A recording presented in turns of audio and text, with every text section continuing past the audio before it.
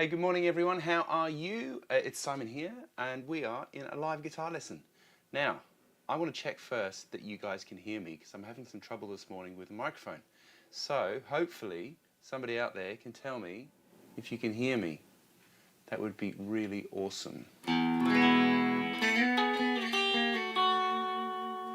Now, I posted a whole bunch of possible questions over at in the description down here. Let's have a look. That I thought you might want to ask. I didn't really set anything up this morning, so I wondered if something like talking about chord transitions or how to get on top of bar chords, any finger picking things. Can hear you, Nick. Hi, thanks. Loud and clear, RC. Thanks very much. So, fire away with your questions. Now, if you just click in the description there in the video that you're watching, you'll see I suggested a whole bunch of different questions. So, it's always really hard to come up with an idea of what to talk to you guys about. So, ask away. We can do anything you like. Oh, now I've got the phone going as well. Let's switch that off. Okay, so ask away. Gear questions, technique questions, music theory questions, how to play things questions. Just ask. What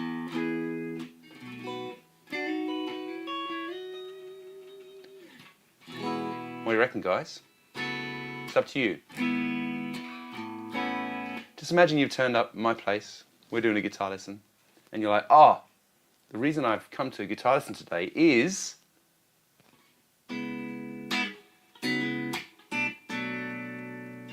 Seven watching. So there must be 7 people with questions. Is there some kind of relationship between where you would put a cable and how you would figure out what key you're in? Have you put a typo there? I don't really understand the question. How do you figure what key you're in? So if you're working out a song, maybe, is this what you mean? Where you get some chords, for example, and then you have to try and figure out what key you're in? Is that the... Oh, capo. Is there some relation... Okay, right. So, let's talk about basic music theory at the beginning. Every single key has a selection of chords that belong to that key. Okay? So, for example, let's say we're in the key of C major. And our song has got the chords C, G, A minor, and F major. Right? Now, if I put a capo on the guitar and I play those same shapes, let's put it at the 2nd fret.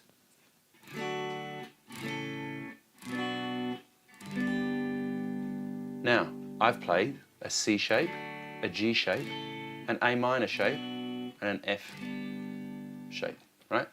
Now, because we've changed the key from regular tuning to the 2nd fret, we've basically moved the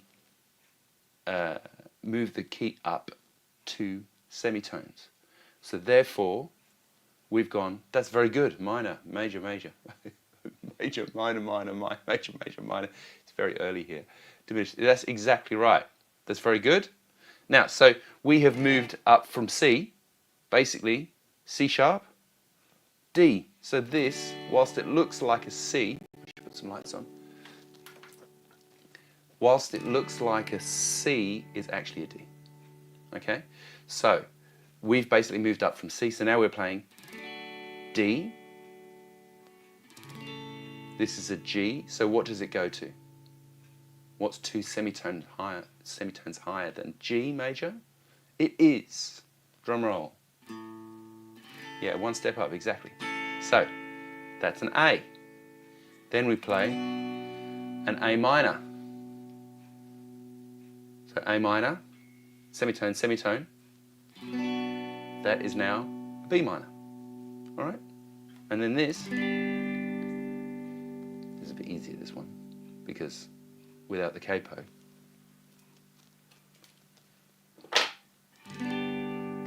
Still the same chord, right? Because I'm effectively barring the whole thing. So that is a G. So by using the capo, we've gone from C, G, A minor, and F, capo, D, A, B minor, and G. Right? And that's the wonder of the capo. So, now, what did you actually ask? Is there some type of relationship between where you would put the capo and how you would figure out what key you're in? Right. So, that's how you figure out what key you're in, right?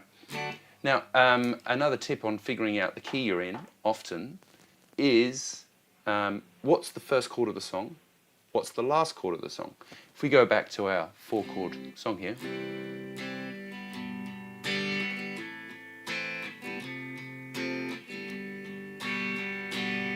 and I try and finish on a G, you see it feels unfinished, right? But when I come back to the C, it feels finished, right? So the same shape goes up the number of half steps that you put the capo at. Yeah, I think that's the answer. Okay, that makes sense. So I could put the capo at the 5th fret, right? Loosen it off a bit. So this is still a C shape. I'll come back to the other thing in a second. So C, we've basically gone up 5 semitones. So 5 semitones higher than C is F. Right, so we've got F, and that G shape. This is now a C. So F, C, D minor, B flat. Okay, so hopefully that's clear. So that's always the same, right? You just have to figure out what you're doing and where you are. If you want to play with a mate, this is where capos are the best, because, you know, I can be playing there,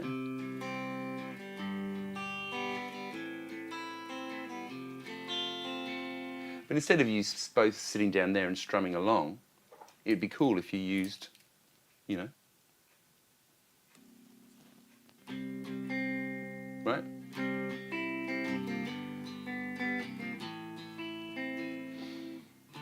See what I mean? And then F. Right? Because then I'm playing, so this is an A shape, but I've got it at the 3rd fret, so it's a C. This is an E shape, but I'm playing at the 3rd fret, so it's a G. Right? That's an A minor, and that's an F, a D shape. So that's a really cool thing, because then you get like almost like a stereo sort of vibe where you've got somebody playing the chords down here, and then, do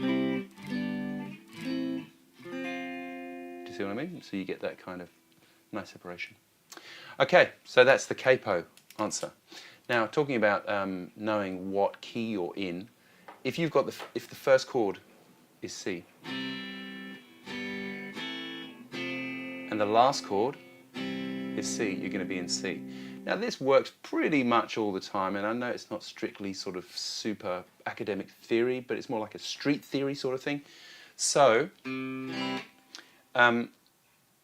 you get that kind of thing where it works most of the time. But there are songs you have to be aware that don't start on the key chord, just how they are. Can I think of one off the top of my head at 9 o'clock in the morning? Probably not. But there are a few. But mostly you will find that if your first chord is C, and then it feels right, so you can hear that it doesn't feel right to finish on the F. It feels right to finish on the C. Okay, I feel like we've covered that question. Any other questions? So, like I said, there's like a whole bunch of questions I put under the in the description there.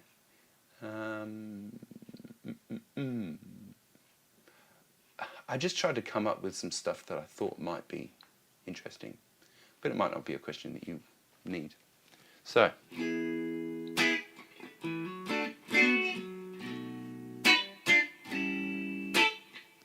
come on, there must be questions. There's always questions.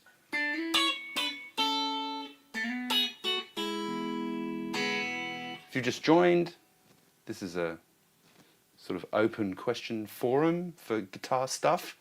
I'm happy to try and help you out. Just let me know what your question is. There's 5 people watching. Surely one of you guys must have a question. So it would be nice to have a chart that if I'm at capo X fret, this chord and shape becomes that chord and shape. I'm sure if you Google that, there will be that somewhere on the internet for you, RC. I guess the alternate way is always knowing the notes, learning the notes on the guitar, right? Because if you know this is C, that the root note of C is C, right? So therefore, if I'm playing a C-shaped chord, I know the root is this note, right? So that is an F, therefore this is F major, right? Now, a great way of learning the notes is, instead of kind of going, you know, like E, F, F sharp, G, G sharp, A, and learning them like that, a much quicker way is just learning what the notes are at the dots on the guitar. So you can see we've got these dots here, 3, 5, 7, 9, 12, 15, 17, 19, 21, 21, right? So obviously that is just repeating what's happening here. So everybody knows G major. So this here, this note here is G, right? So you've got G. The next one up is A. The next one up is B. So what you could do, and what I often tell students, is that don't try and learn all the notes in 10 minutes. This week, learn G, A, B. B, A, G. A, B, G. G, A, B. And just kind of noodle around like that so you get G, A, B. This one's C sharp, right? B, A, G. Now, if you know the alphabet, the musical alphabet that is, then you know that if this is G, this has to be G sharp or A flat, right? And if this is A semitone higher than A, has to be A sharp or B flat, okay? So, and then that's B, right? So you've got G, A, B. Now the cool thing here is if you go 3, 5, 7, frets 3, 5, 7, G, A, B, this is C, D, and E, okay? So you've got G, A, B, C, D, E. Now something you might have noticed is that they are just in order. Right, so you've got G, A, B, C, D, E, F, G, A. Okay? So that is something that's super easy to know, right? G, A, B, C, D, E, F, G, A. Right, and then this note, unfortunately, breaks the spell a little bit. It's a B flat. But it is a B, right? But it's B flat. So G, A, B, C, D, E, F, G, A, B flat, C, and D. And then this repeats D, E, and this is an F, but it's an F sharp. So there's 2 notes, this B flat and this F sharp, which break the sort of magic of it. But it's easy to remember, there's just 2 spots. And then on the high E string, G, A, whoops, B.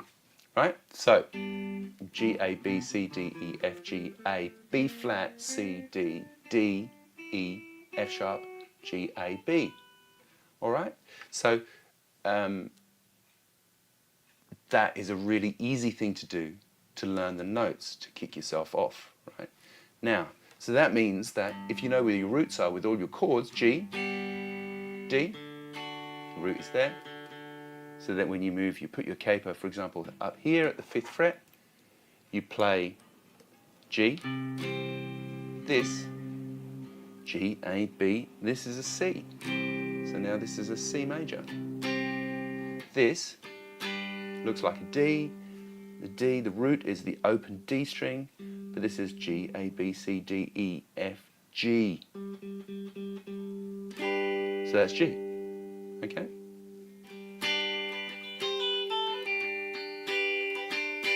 Right?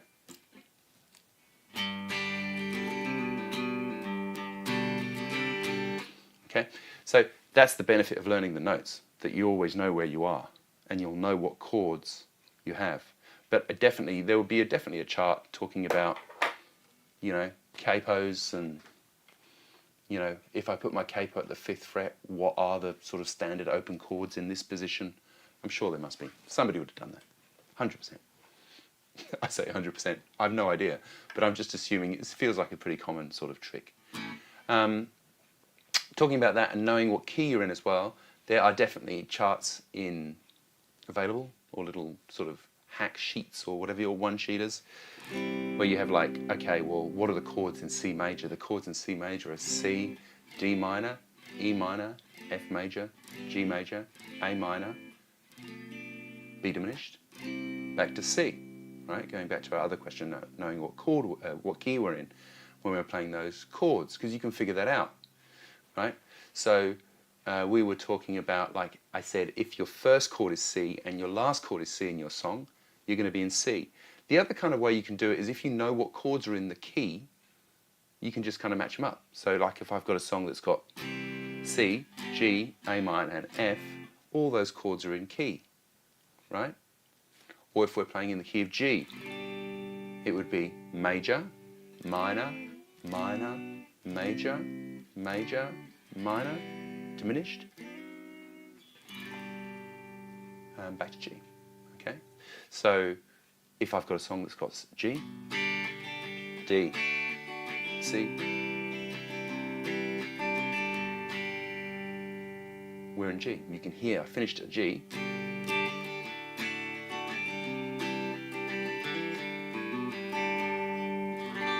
And I finish on G. Sounds like G, right? Okay, more questions. Come on, people. And I haven't even had a coffee yet this morning because I was freaking out. The internet stuff wasn't working here. I was trying to get it going, get ready for 9 o'clock. All this stuff coming at you without the aid of coffee, it just seems unbelievable. But well done, RC, on those questions. I really enjoyed that. So, and what he wrote down there in the comments, that M, small m, you know, major, minor, minor, major, major, minor, diminished, that is an awesome thing to learn because then it means you know every single chord in every single key. Oh, that's terrific. So if you know that and you know how major keys are formed, then you know every single chord in every single key. I know, just by learning a little thing like that. Major, minor, minor, major, major, minor, minor, diminished, or major, minor, diminished. Ah, okay. So, are we still here? So if there's no more questions, I'd be tempted to go make a coffee. So please don't be afraid to ask a question. What other stuff did I have on my suggested bunch of questions? Let's do something completely different. What is palm muting and when should I use it? Let's talk about that. So palm muting is awesome. Now, it's really good on acoustic guitar in particular. So let's grab an acoustic guitar. Here's one I prepared earlier. This, I always get questions about this guitar on the internet. This is a Mini Maton. Maton is an Australian guitar company. Hopefully you can hear this. You'll be hearing this through the mic, so it might not sound awesome, but it is an awesome guitar.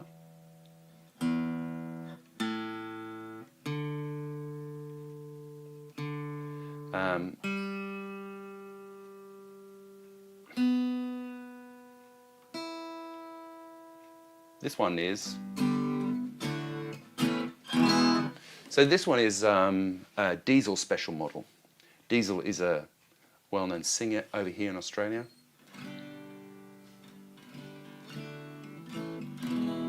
I didn't really buy it because I love Diesel. I bought it because it's tiny and it's awesome for plugged-in gigs.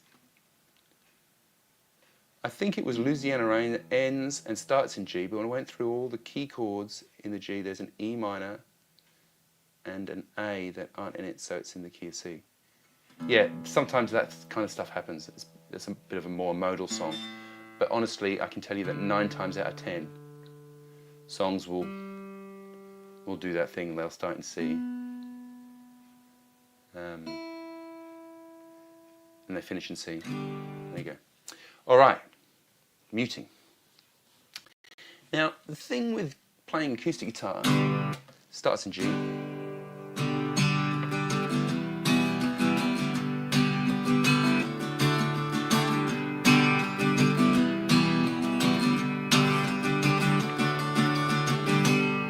Like that kind of guitar playing as a beginner is absolutely fine, right? Sounds good, all the chords were clear. But you're kind of missing a trick. There's a lot of things you can do with an acoustic guitar that work around dynamic, right? So instead of going...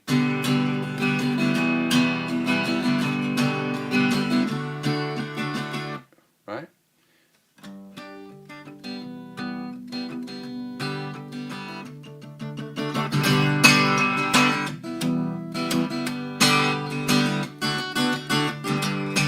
Now, so the second version there of my imaginary song is more interesting, right? Instead of just like...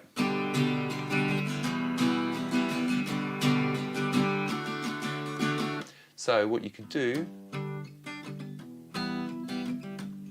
Thanks, RC. If you like this video, I know people on YouTube always say this, and you know, it sounds a bit lame, but do give it a like. If you found it helpful, that would be terrific. So, we're talking about muting now. So, a few things you can do just sort of around playing guitar, right? I always like to hit the root on the 1. So maybe grab a guitar and we can do this together. So I'm playing bass, down, up, bass, down, up, bass, down, up, bass, down, up, bass, down. Okay? So, that's already more interesting than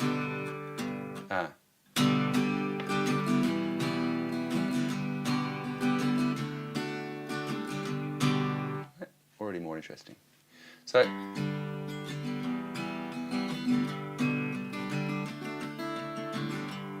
I've just realised behind me, you can see, I've been having a sort out, and I found like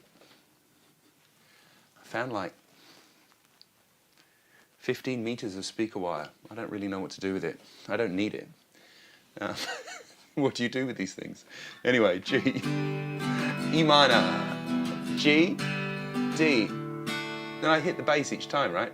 So that was already better than down, down, da, da, da, hitting all the strings all the time, right?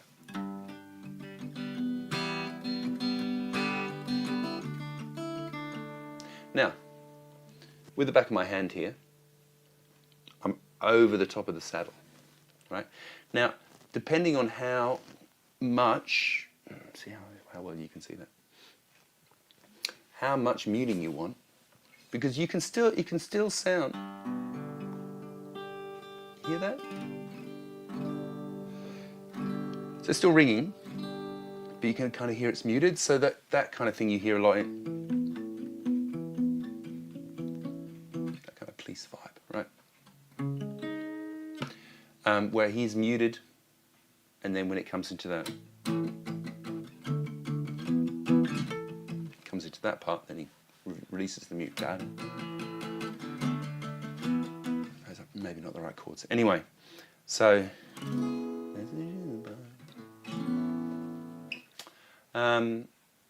so that's quite a cool thing. You can kind of just have it sitting there, but you're not really super muted. And so if that mute comes on and off during your... Oh, that was the wrong chord. E minor.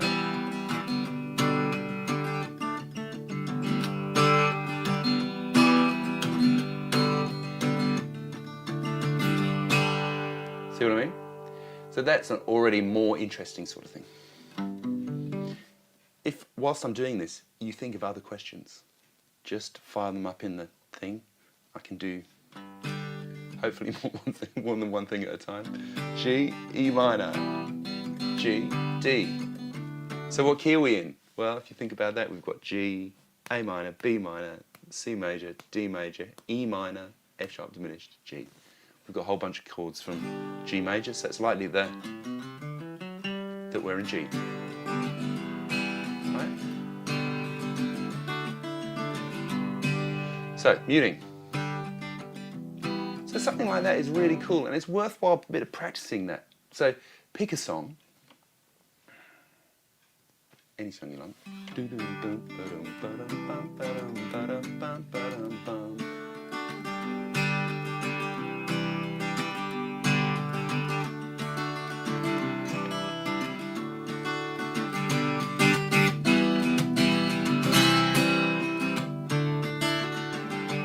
Right, so you can use the muting as you run through songs that you've played 8 million times.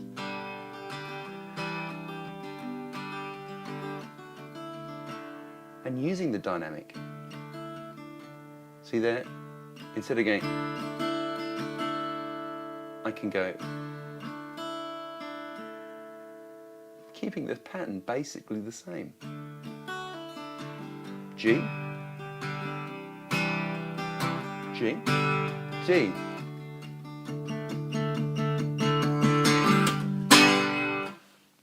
Okay. So that's muting. So that's worthwhile trying. And you know, when I say that you use this part of your hand, let's get back to the Telecaster. I feel like you can probably hear that better through the, I've got it hooked up to the stuff. You know, so that you can have that kind of thing, even though, you know, that 80s sort of rock thing, like it's quite dead there. It's because I've moved along a little bit. You can see there that, can you see there? So there's the barrels, right?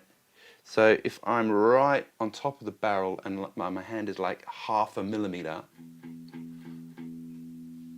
you can hear that was muted there a little bit, right? But you can hear now it's stopped a little bit. This is a bit more muted. So the total sort of, I guess, range you have before it's like that kind of sound, which is no sound, probably about, I don't know, 1/2 inch, centimetre, something like that kind of sound. So it's cool. Sounds like we don't have any more questions, which is fine, you know, whatever, man. A minor, B minor, D, F diminished, or D7 key of G. Yes. Yeah, that's interesting, that F diminished D7, because they're similar chords. When you talk about sort of sevens as well, you can still have sevens that are still in key because they can still include notes from the key.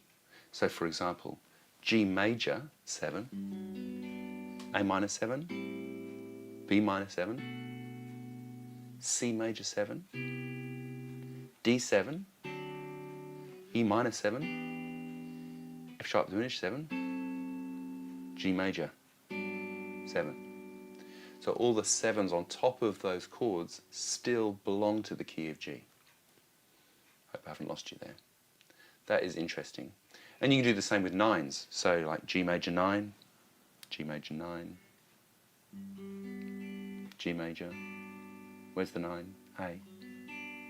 Let's do it like here.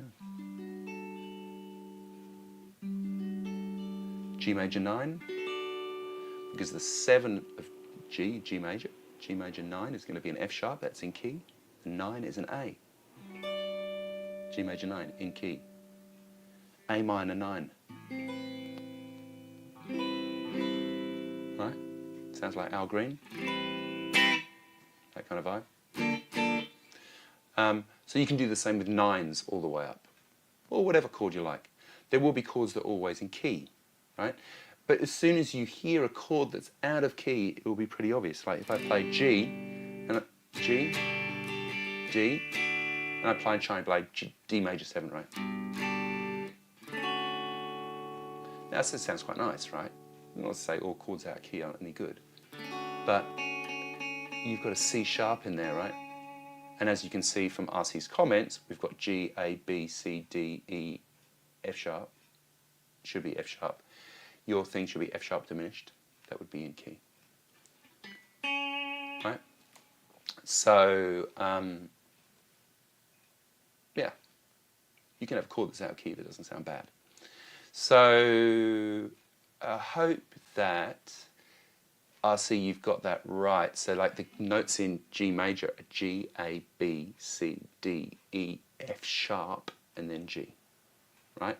Because you have to follow the interval pattern, the major interval pattern always. Tone, tone, semitone, tone, tone, tone, semitone. Yeah, that will always work for everything. Yeah. So if you're in, for example, in A major, it goes A. A tone from A is B. A tone from B is C sharp. A semitone from C sharp is D. A tone from D is E. A tone from E is F sharp. A tone from F sharp is G sharp, and then semitone back to A. Okay? So that tone, tone, semitone, tone, tone, tone, semitone thing is worth learning also. All right. I don't know Louisiana Rain. Who's that by? It's always, there's so many songs and people assume I know every single one, but I don't know that many songs. Well, I know lots of songs, but sometimes they're just not in your paradigm, right? Always amazes me when people come in and say, oh, I want to learn this song, and I look it up on YouTube and it's got like 50 million views or something. I've never heard it before. That happened to me with Tennessee Whiskey by Chris Stapleton when it first came out. I was like, oh no, I've never heard this song. So I've got to say, I don't listen to the radio a lot. So I hadn't heard it on the radio, and I looked it up and it had like 50 million views. So that one is Tennessee Whiskey. It's basically like I'd Rather Go Blind by, Etta James.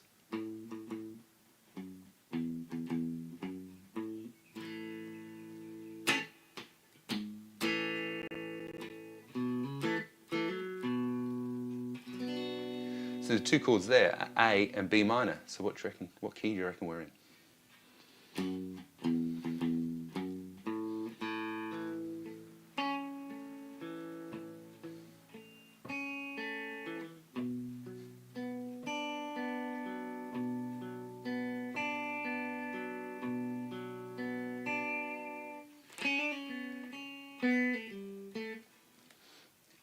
And dim or seventh of the fifth chord. Yeah, I mean that's in key. That's always going to be in key. But if you're looking at how they go through the, G, A, B, C, D. Tom Petty. Okay, I will check it out. Yes, so that Chris Stapleton tune or whatever, Etta James tune or whoever wrote that, I'd Rather Go Blind, is in A major because you start on A and it's got a B minor in it. B minor is in the key of A. So if you play that,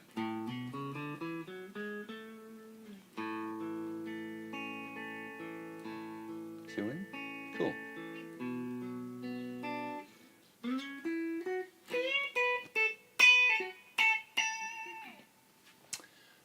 It's a fun tune to play over, those sort of simple songs. Okay, all right, well, I've been here half an hour. Goodness me.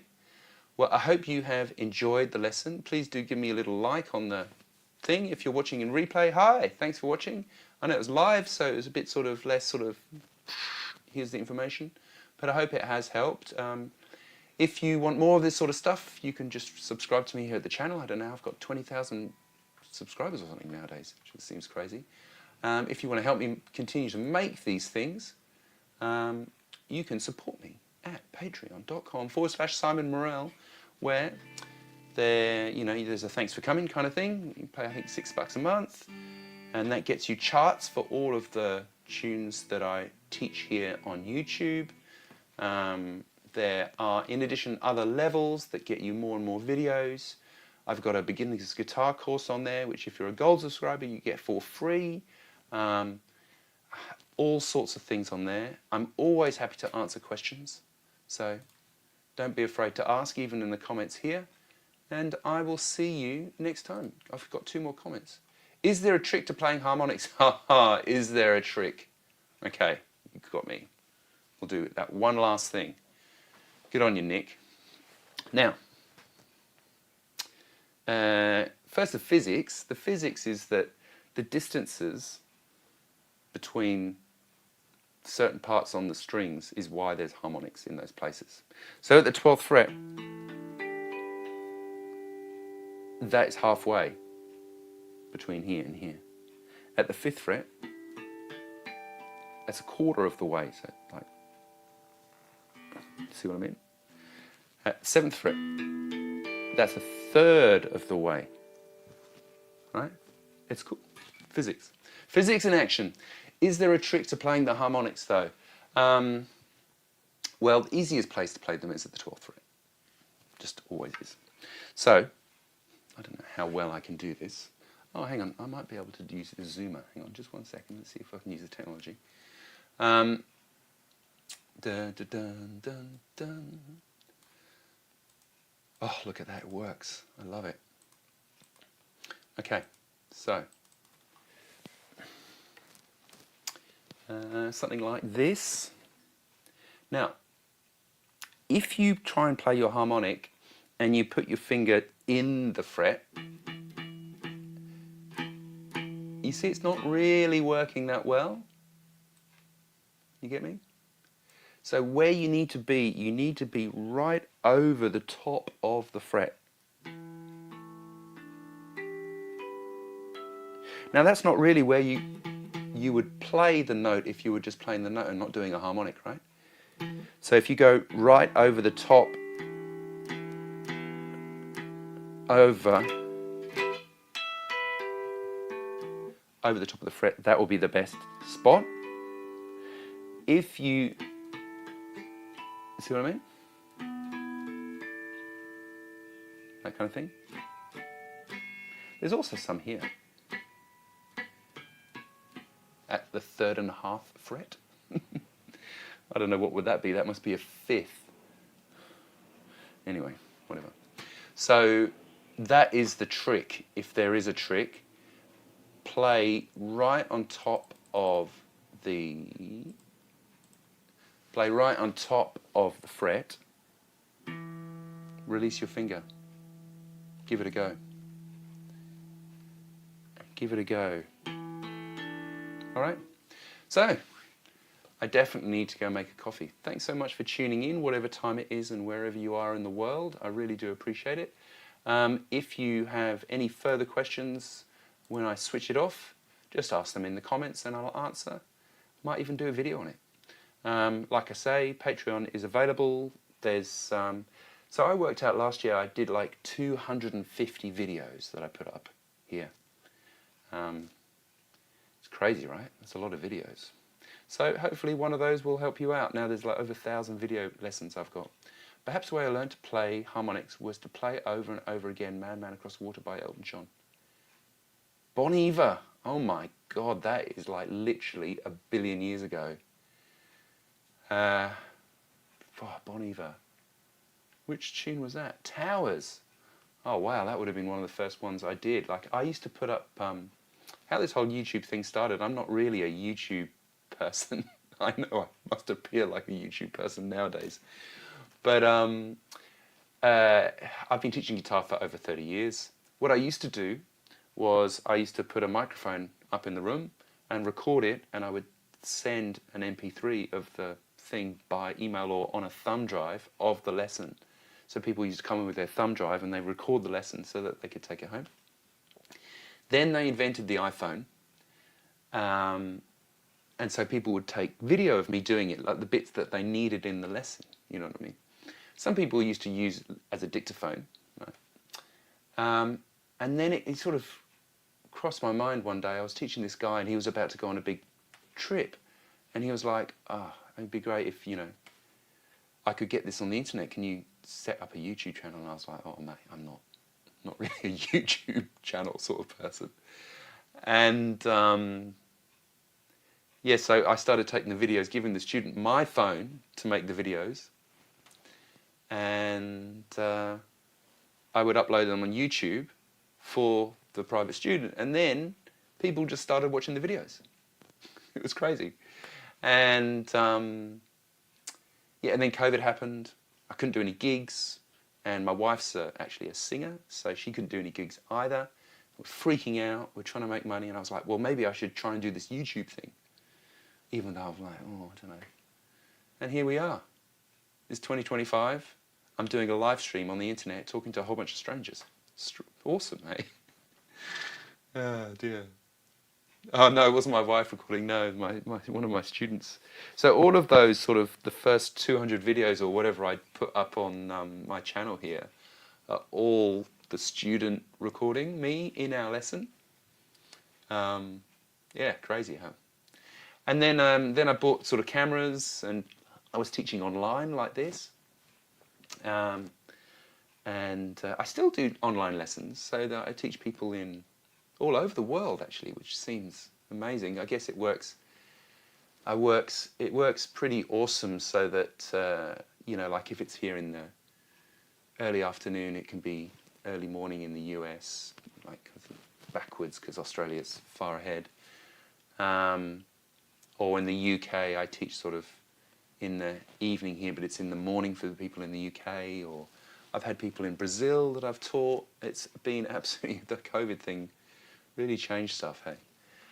And yeah, so there you go. That's how all that started. So good on you, Phil, for reminding me of that. I literally have no idea how that tune goes. I remember it was an alternate tuning though, and it was a nightmare to try and figure out. A lot of those, there's a lot of songs, like, you know, you pick famous songs like Zeppelin songs or Van Morrison songs or Tom Petty songs, and most of their songs somebody will have had a go at it. But I find that there's a lot of times people go, I love this song. So the other day there was Casey Musgraves is a new country singer. I don't know, it's somebody else I didn't really know, and she had a really, really nice song that I learned. And it's the sort of thing that, you know, like nobody has ever learnt that and charted it and put it up on the internet anyway. Oh, I played it in normal tuning, did I? Oh, okay, cool. Which of his songs? I learnt one of his songs that had an alternate tuning. The one that the woman did a cover of, Birdie. That's in like a C, open C tuning or something. Just take off the capo, yeah. It's funny, you're talking about capos this morning. Yeah, so, yeah, it's crazy, man. So then I bought some proper cameras, and you see the videos you get nowadays, and I had to learn about how sort of cameras work and how putting videos together works and editing and stuff, so it's been a real trip. Anyway, thanks for watching today. I do appreciate it. Hope you don't mind a bit of a ramble at the end. I will see you next time. If you want to support me over at Patreon, that would be awesome. From hardly anything a month, like literally the price of a cup of coffee. That really, really does make a difference to me, and it helps me make all these videos. Like I said, over 200 videos last year, including the live streams and the shorts and all that sort of stuff. All right, ciao. Thanks so much for watching, and say hi to everyone. See you next time. Bye.